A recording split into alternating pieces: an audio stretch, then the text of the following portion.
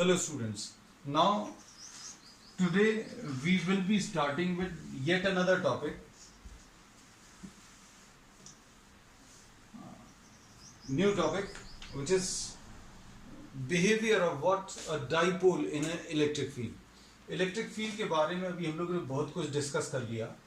We have discussed electric field lines और electric field lines के basis पर हम लोग ये बता सकते हैं, क्या बता सकते हैं, अगर फील्ड लाइंस ऐसी कुछ हैं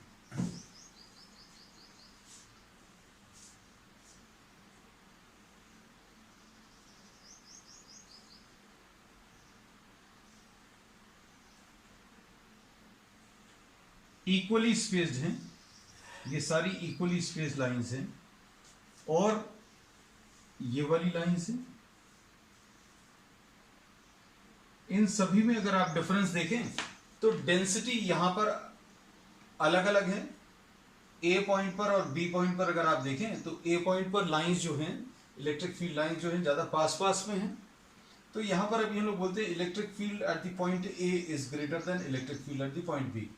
तो ये एक non uniform electric field, uniform electric field उसको बोलते हैं जिसकी मैग्नीट्यूड और डायरेक्शन सेम रहता है. इसको अगर आप देखें तो ये एक यूनिफॉर्म इलेक्ट्रिक फील्ड बता रहा है.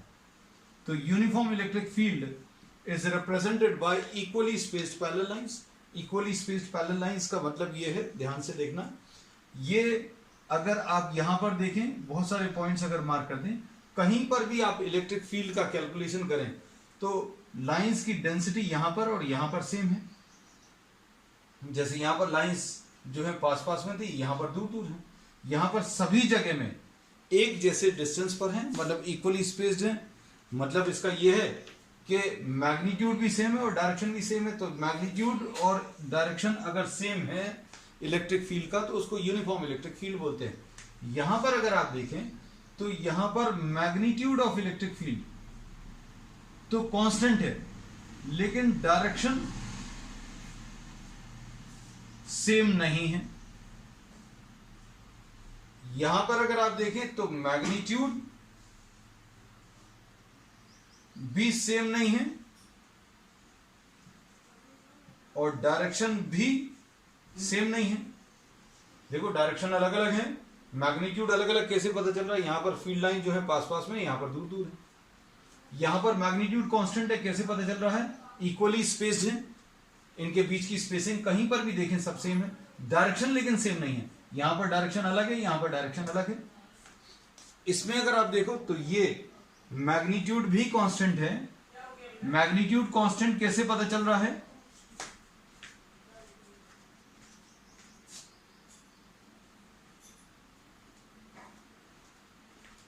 मैग्नीट्यूड भी कांस्टेंट है और डायरेक्शन भी सेम है. तो इसको अभी हम लोग यूनिफॉर्म इलेक्ट्रिक फील्ड बोलते हैं. तो ये एक छोटा सा टॉपिक था जो इलेक्ट्रिक फील्ड लाइन से रिलेटेड था. इसको आप नोट कर लो या स्क्रीनशॉट ले लो, फिर अभी हम आगे बढ़ते हैं. तो this represents a non uniform electric field जिसमें मैग्नीट्यूड भी सेम नहीं है, डायरेक्शन भी सेम नहीं है. ये इसमें मैग्नीट्यूड तो सेम है लेकिन डायरेक्शन सेम नहीं है, ये भी नॉन यूनिफॉर्म ही कहलाएगी. लेकिन मैग्नीट्यूड भी सेम और डायरेक्शन भी same. This will be represented by equally spaced parallel lines और ये एक यूनिफॉर्म इलेक्ट्रिक फील्ड रहेगी.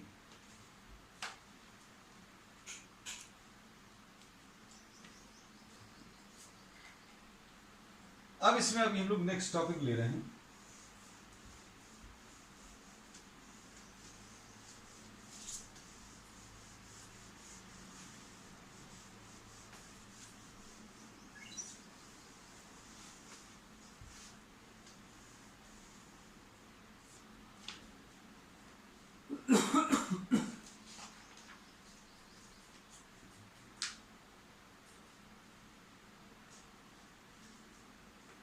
नेक्स्ट टॉपिक लिख लेना,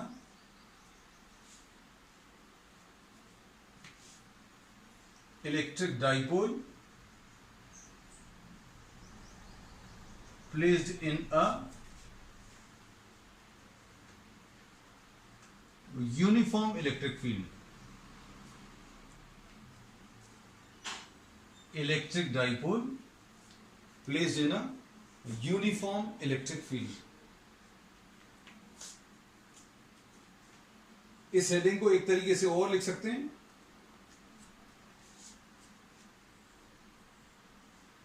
टॉर्क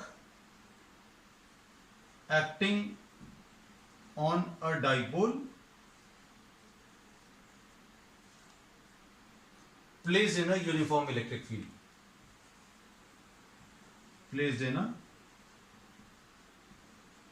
uniform electric field। दो तरीके से इसकी हेडिंग लिख सकते हैं, वो लिख लेना। अब क्या है इसमें देखो,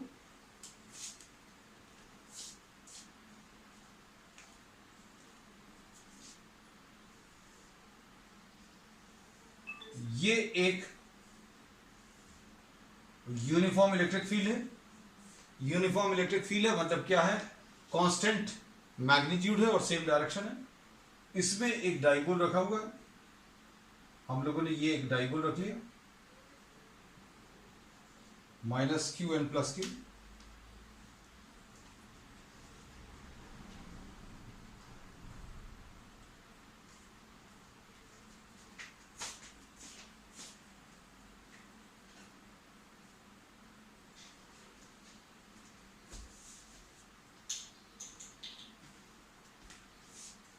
अब इसमें अभी हम लोग ये देखते हैं कि किसी भी चार्ज को किसी इलेक्ट्रिक फील्ड में अगर रखें, किसी चार्ज को अगर किसी इलेक्ट्रिक फील्ड में रखें तो उसके ऊपर एक फोर्स लगेगा। ये बहुत सिंपल सा कॉन्सेप्ट है। जैसे अभी हमने ये इलेक्ट्रिक फील्ड का कॉन्सेप्ट बताते समय ये पढ़ाया था कि ये चार्ज है, इसके कारण इस पॉइंट पर इलेक्ट्रिक फील्ड निकालनी है, तो क्या करते थे, यहां पर एक टेस्ट चार्ज रखते थे और इसके ऊपर कितना फोर्स लगेगा वो फोर्स को आप टेस्ट चार्ज से डिवाइड करते थे तो electric field at the point ए आएगा। ऐसा भी हमने बताया था। अब इससे अभी हम लोग इसी फैक्ट को दूसरे तरीके से बोल रहे हैं कि अगर आप किसी चार्ज को किसी इलेक्ट्रिक फील्ड में रखें, किसी चार्ज को अगर किसी इलेक्ट्रिक फील्ड में रखें तो उसके ऊपर फोर्स लगेगा और फोर्स की वैल्यू कैसे मिलेगी, इलेक्ट्रिक फील्ड इनटू क्यू। अभी हमने बोला फोर्स अगर कैलकुलेट करना है तो force will be equal to Q into E, और ये बहुत सिंपल है बताना क्योंकि इलेक्ट्रिक फील्ड का फॉर्मूला अभी हम लोग ले चुके हैं। इलेक्ट्रिक फील्ड का फॉर्मूला क्या होता है, Q upon 4 pi epsilon 0 R square. तो इलेक्ट्रिक फील्ड अगर आप रखोगे तो आपको रिलेशन वही आ जाएगा जो हम लोगों ने कूलम्स लॉ से पढ़ा है। इलेक्ट्रिक फील्ड की वैल्यू अगर आप रखो तो Q अपॉन 4 पाई एप्सिलॉन 0 क्या, आर स्क्वायर इंटू क्यू 0। तो देखो फोर्स की यही वैल्यू आती है। तो ये सारे फैक्ट्स अभी हम लोग पहले डिस्कस कर चुके हैं, सिर्फ रिवाइज भर किए क्योंकि यहां पर यूज होने वाले हैं। तो ये अभी हम रिपीट भी कर देंगे लिखवाते समय या बताते पढ़ाते समय कि इसमें consider a dipole placed in a uniform electric field E। एक डाइपोल आपने एक यूनिफॉर्म इलेक्ट्रिक फील्ड में रखा, force acting on a charge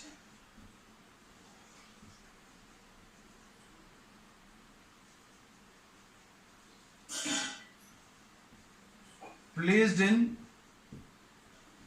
the electric field will be F will be equal to Q into E। Force की value Q into E आएगी। अब चूंकि ये वेक्टर्स हैं, ये अभी हम पहले भी बता चुके हैं कि इलेक्ट्रिक फील्ड का वही डायरेक्शन रहेगा जो फोर्स का रहेगा, या फिर ऐसा बोलेंगे फोर्स का वही डायरेक्शन रहेगा जो इलेक्ट्रिक फील्ड का रहेगा। अगर ये Q पॉजिटिव है तो इसमें इसके ऊपर जो फोर्स लगेगा वो Q इंटू ई रहेगा और इस फोर्स का डायरेक्शन वही रहेगा जो इलेक्ट्रिक फील्ड का डायरेक्शन रहेगा। और अगर ये माइनस क्यू है, force acting on minus Q charge is also same but the direction is opposite. Direction opposite क्यों रहेगा? क्योंकि अभी हमने ये बोला अगर आप यहां पर माइनस क्यू ले लोगे तो फोर्स और इलेक्ट्रिक फील्ड का डायरेक्शन ऑपोजिट आ जाएगा। इलेक्ट्रिक फील्ड ऐसी है तो इसके ऊपर फोर्स ऐसा कुछ आ जाएगा।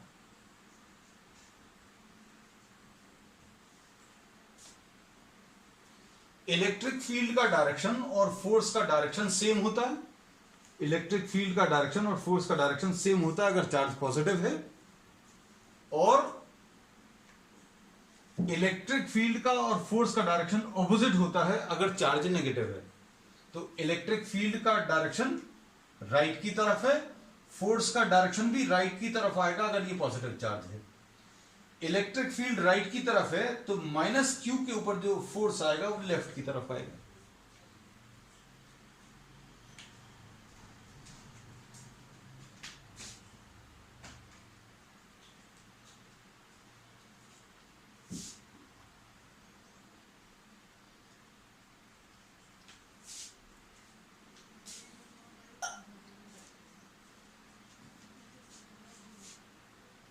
अब इसमें ऐसा भी समझ सकते हैं, ध्यान से सुनना, इलेक्ट्रिक फील्ड का डायरेक्शन कैसा होता है, अवे फ्रॉम दी पॉजिटिव।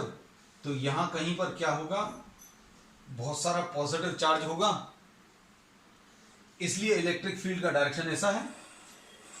हमने बोला यहां पर बहुत सारा पॉजिटिव चार्ज है इसलिए इलेक्ट्रिक फील्ड का ऐसा डायरेक्शन है, और ये पॉजिटिव चार्ज इस पॉजिटिव चार्ज को रिपेल करेगा, इसलिए ये फोर्स का डायरेक्शन ऐसा बनाया है। ये पॉजिटिव चार्ज इस माइनस क्यू को अपनी तरफ अट्रैक्ट करेगा, माइनस क्यू इस पॉजिटिव चार्ज की तरफ अट्रैक्ट होगा।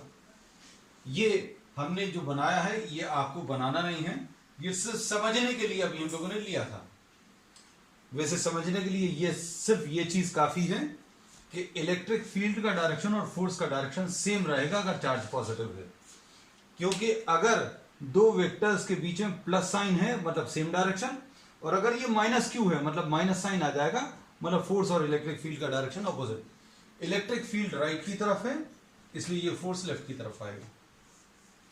तो अगर आप किसी डाइपोल को किसी इलेक्ट्रिक फील्ड में रखेंगे तो इसमें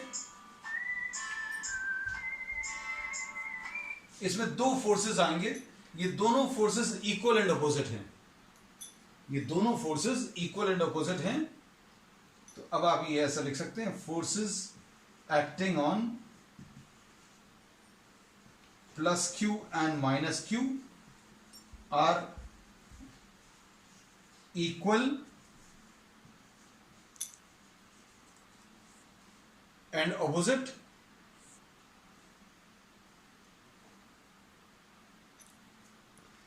देयरफॉर ये फोर्स इक्वल एंड ऑपोजिट है, देयरफॉर नेट फोर्स जो है इसका जीरो आ जाएगा, इसका जो नेट फोर्स है वो जीरो आ गया। अब इसके बाद देखना, ये वाला फोर्स और ये वाला फोर्स मिलकर नेट फोर्स जीरो आएगा। अब इसको पॉइंट को ए नाम दे दिया, इसको बी नाम दे दिया, इन दोनों के बीच का जो डिस्टेंस है वो 2a, हम लोग पहले कई जगह भी मार्क कर चुके हैं।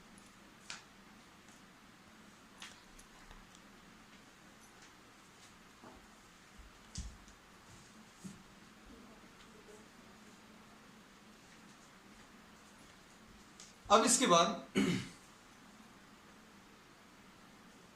ये डाइपोल मोमेंट का डायरेक्शन माइनस क्यू से प्लस क्यू की तरफ होता है। डाइपोल मोमेंट का ये डायरेक्शन मार्क कर दिया, ये इलेक्ट्रिक फील्ड का डायरेक्शन है, डॉटेड लाइन से बना दिया, ये थीटा मार्क कर लिया।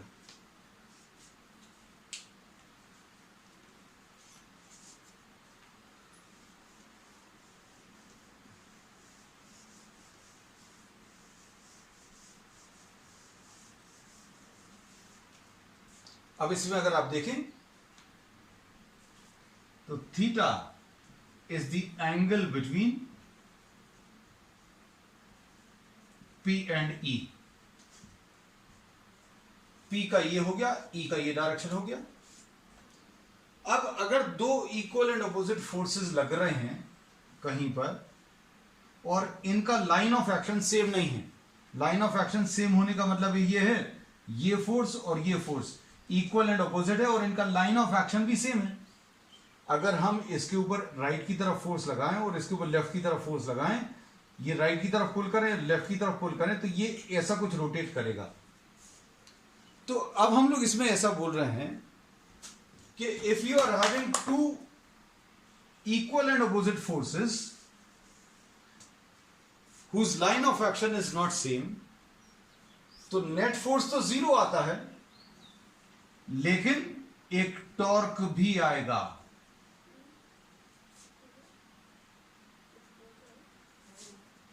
तो अब इसमें अभी हम लोग क्या बोल रहे हैं,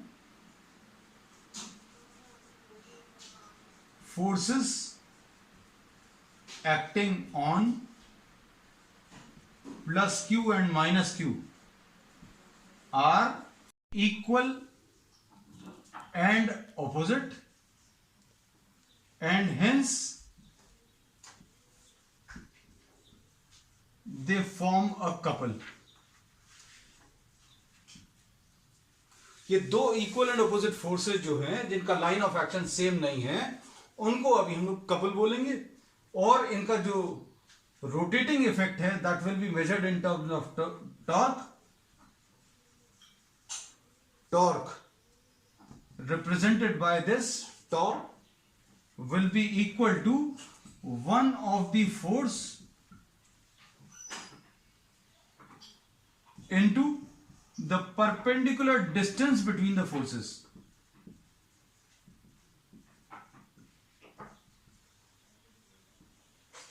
तो ये टॉर्क मेजर करने का तरीका है, दोनों फोर्सेस में कोई एक फोर्स ले लो इनटू द परपेंडिकुलर डिस्टेंस। अब परपेंडिकुलर डिस्टेंस के लिए अगर आप देखें तो ये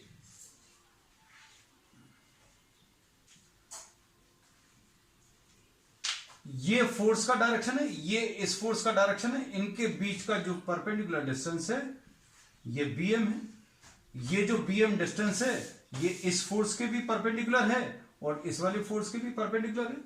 तो अब हम लोग क्या बोलेंगे, torque will be equal to one of the force QE into the perpendicular distance क्या bm आ जाएगा।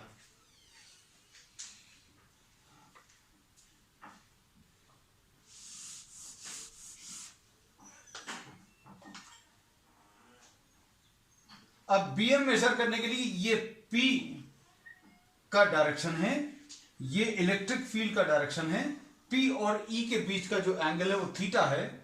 तो sine theta will be equal to perpendicular upon the hypotenuse AB।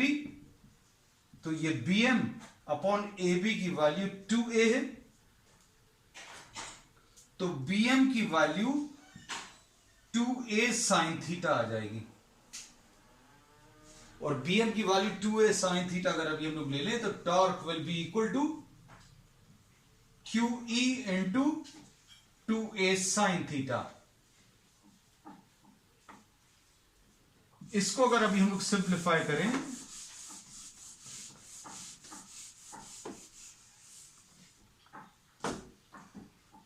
तो टॉर्क की value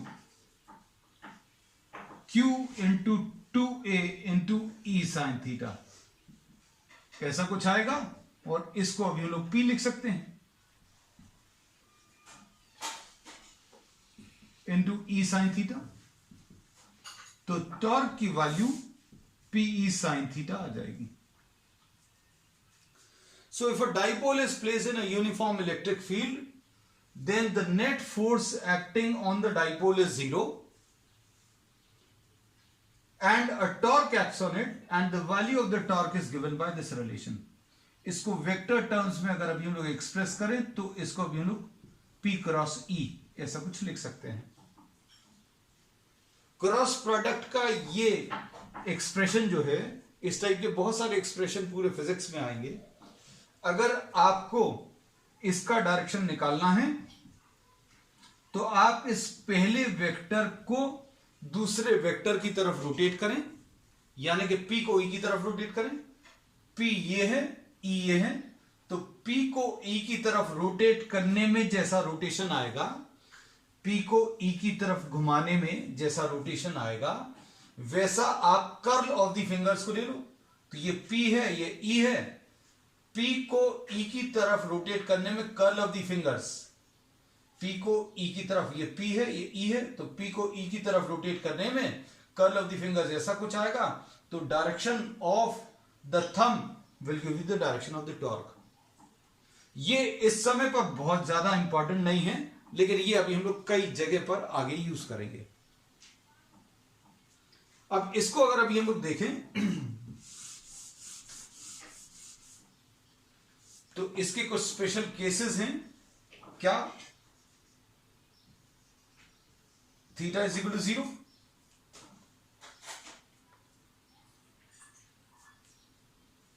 theta is equal to 0 मतलब इसमें electric field और dipole P और E के बीच का एंगल थीटा 0 है, तो इसमें टॉर्क की वैल्यू PE साइन 0 आ जाएगी, यानी कि ये 0। तो अगर डाइपोल इलेक्ट्रिक फील्ड की डायरेक्शन में ही है तो उसके ऊपर ना तो फोर्स आएगा ना टॉर्क आएगा। फिर दूसरा case, theta is equal to 90 degrees. Theta is equal to 90 अगर अभी हम लोग ले लें, थीटा की वैल्यू 90 का मतलब यह है इलेक्ट्रिक फील्ड ऐसी है और डाइपोल का डायरेक्शन माइनस क्यू से प्लस क्यू, ये P का डायरेक्शन और E का डायरेक्शन, थीटा की वैल्यू 90 डिग्रीज, तो टॉर्क की वैल्यू PE साइन 90 ये मैक्सिमम आएगा। और ये मैक्सिमम टॉर्क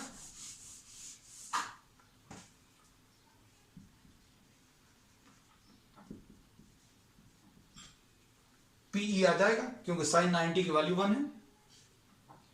अब इसके बाद एक और केस इसमें है, theta is equal to 180 degrees. Theta is equal to 180 अगर अभी हम लोग ले लें तो टॉर्क की वैल्यू, थीटा की वैल्यू 180 का मतलब ये है इलेक्ट्रिक फील्ड अगर ऐसा है और ये डाइपोल ऐसा रखा हुआ है, देखो this is just opposite to what we have shown here. यहां पर minus Q on the left side, plus Q on the right side, यहां पर minus Q on the right end plus Q on the left, मतलब P का direction ऐसा कुछ है। तो P और E के बीच में एंगल 180 है, तो टॉर्क इस केस में भी कितना 0 आएगा। क्यों? क्योंकि साइन 180 की वैल्यू 0 होती है।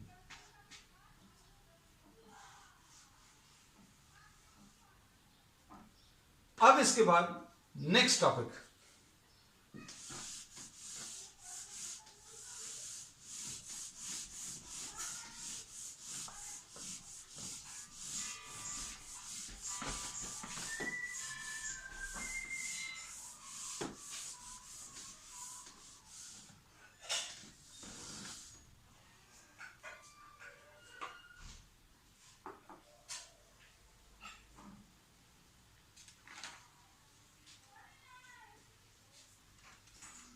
नेक्स्ट है electric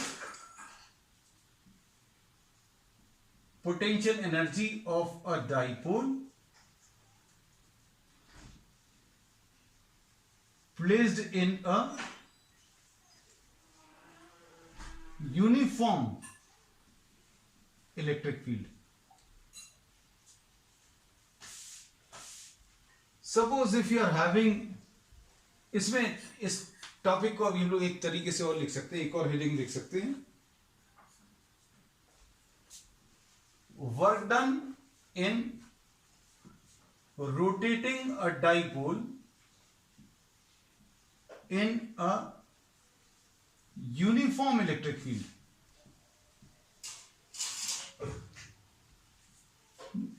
now consider a dipole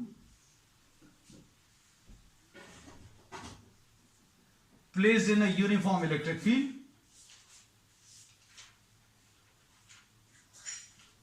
P और E के बीच में जो एंगल है वो थीटा है।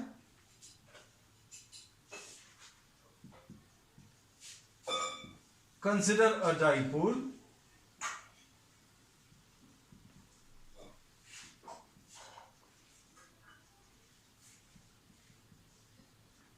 Uniform electric field E। ये अब हम लोग कैलकुलेट कर चुके हैं। Torque acting on the dipole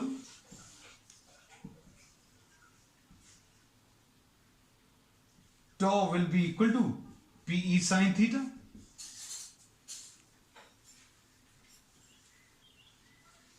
अब इसको अगर हमें रोटेट करना है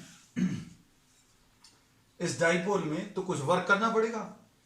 ट्रांसलेटरी मोशन में वर्क अभी हम लोग निकालते एफ इंटू एस, और रोटेशन के लिए फोर्स की जगह टॉर्क आ जाएगा, एस की जगह थीटा आ जाएगा। लेकिन इस डाइपोल को हम अगर यूनिफॉर्म इलेक्ट्रिक फील्ड में रोटेट करेंगे तो थीटा चेंज होगा। जैसे जैसे हम इसको रोटेट करेंगे थीटा की वैल्यू चेंज होगी, और थीटा अगर चेंज होगा तो टॉर्क भी चेंज होगा। तो इसलिए डायरेक्टली अभी हम लोग ये वाला मेथड यूज नहीं करेंगे।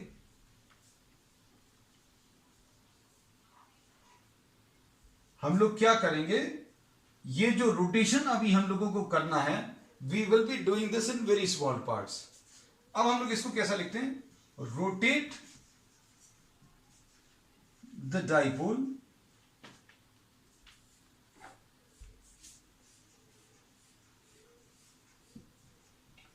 through a small angle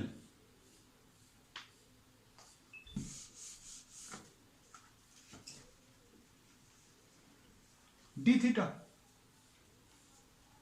अगर आप छोटा सा रोटेशन ले रहे हैं थीटा से, अगर आप छोटा सा रोटेशन डी थीटा ले रहे हैं तो साइन थीटा को अभी हम लोग कांस्टेंट मान सकते हैं या टॉर्क को कांस्टेंट मान सकते हैं। तो ये इंटीग्रल कैलकुलस में ये जो अभी हम लोग इनफाइनाइटेसिमली स्मॉल वैल्यूज लेते हैं या बहुत छोटी वैल्यूज लेते हैं, उसमें ये छोटी वैल्यू लेने में एडवांटेज ये है कि अगर आप छोटा सा रोटेशन लेंगे तो टॉर्क को कांस्टेंट अज्यूम कर सकते हैं। तो अब इसमें लिख सकते हैं for the small rotation D theta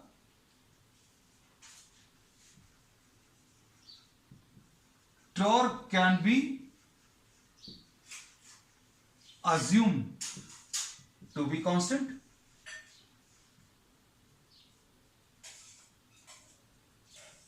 work done for this small rotation निकाल सकते हैं।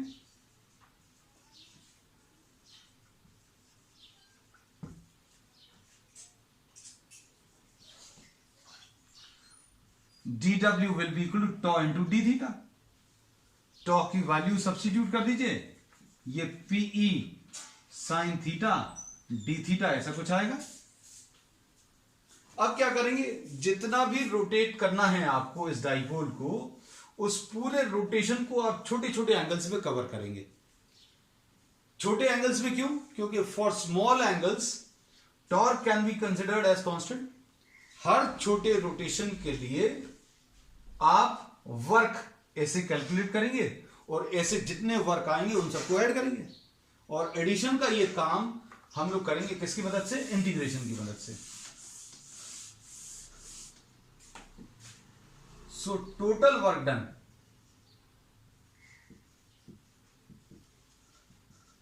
इन रोटेटिंग द डाइपोल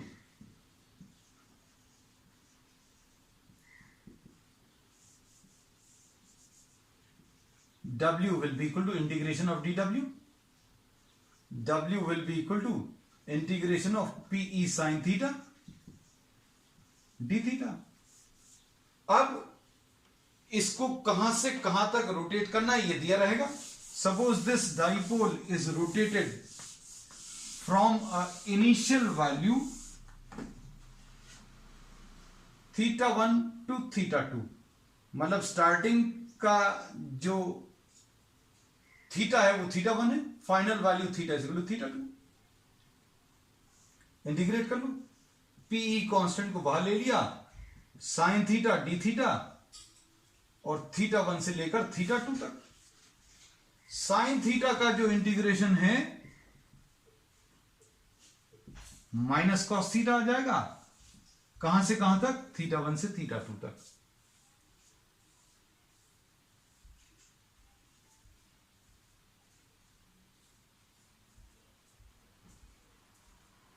अब इसमें माइनस साइन बाहर ले लें, कॉस थीटा थीटा 1 से थीटा 2 तक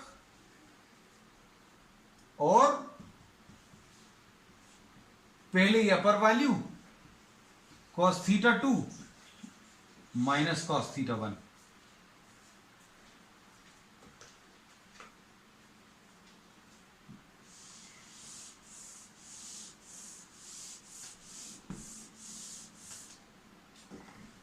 तो ये वर्क डन तो अभी हम लोग मिल गया कितना, माइनस साइन को अंदर मल्टीप्लाई कर लो, PE into cos theta 1 minus cos theta 2। This relation gives you what? The work done in rotating a dipole in a uniform electric field. अब ये वाला टॉपिक तो हो गया इसमें। इन दोनों को आप चाहो तो आप अलग भी कर सकते हैं, कुछ बुक्स में अलग भी दिया हुआ है। पोटेंशियल एनर्जी जो है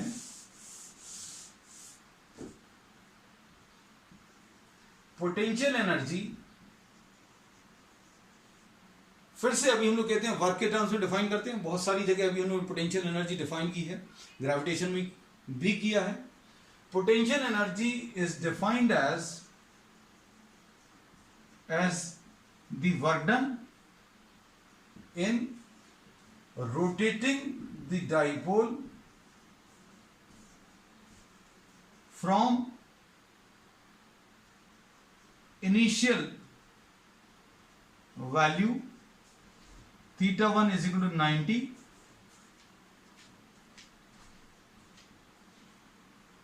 to a final value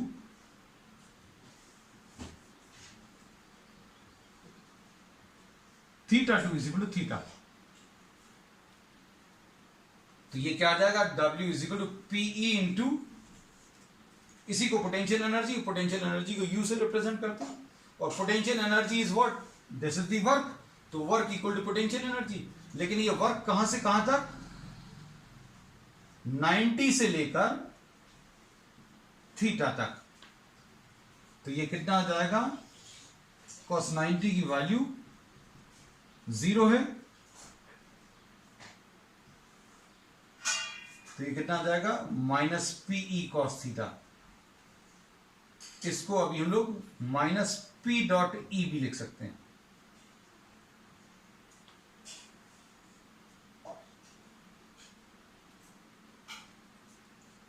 ये जो अभी हम लोगों ने कैलकुलेट किया है, ये आप पूरा उसी तरीके से भी कैलकुलेट कर सकते हैं। U is equal to W is equal to integration of dW is equal to PE sine theta D theta. ये ऑल्टरनेट मेथड है, दोनों मत कर देना। ये तो हो गया खत्म, ये वाला, ये जो है this we have finished, this is alternate method. हम इसको रब कर दे रहे हैं, कंफ्यूजन नहीं हो इसके लिए। लेकिन ये थीटा 1 की वैल्यू 90 से लेकर theta 2 is equal to theta तक, और पीई इसमें बाहर आ गया, साइन थीटा आएगा 90 से थीटा तक,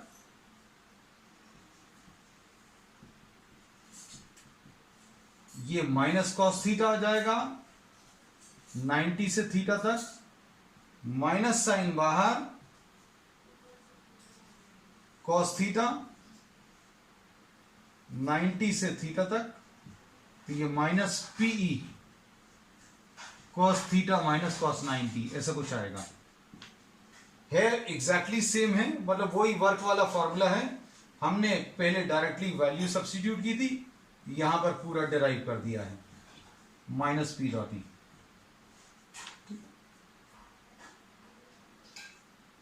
so that's all for today. and from tomorrow we will be starting.